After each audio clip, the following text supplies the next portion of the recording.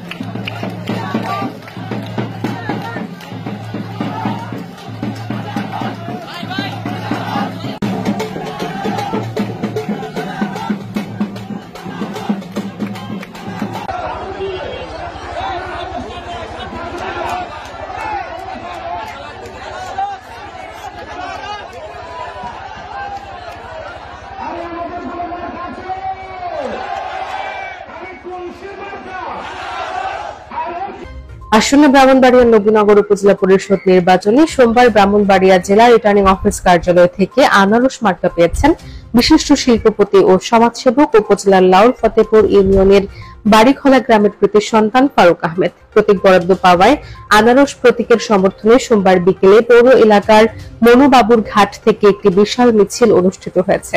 মিছিলটি শহরের বিভিন্ন জায়গা প্রদক্ষিণ করে নারায়ণপুর গিয়ে শেষ হয়। এ সময় ফারুক আহমেদ বলেন, আগামী 5 জুন আপনাদের পবিত্র আমানত ভোট আনারস মার্কায় দিয়ে আমাকে জয়যুক্ত করুন। আমি কথা দিচ্ছি আপনাদের সুখে দুঃখে সব সময় পাশে থেকে নিবেদিতভাবে কাজ করে যাব ইনশাআল্লাহ।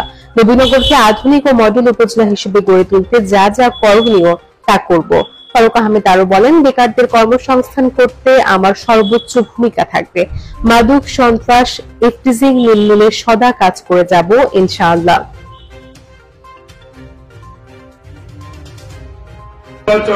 আচরণবিধি মেনে চলি, আপনাদের প্রশাসনের প্রতি সম্মান জানাই, সেভাবে আমরা ইনশাআল্লাহ সবাই নির্বাচন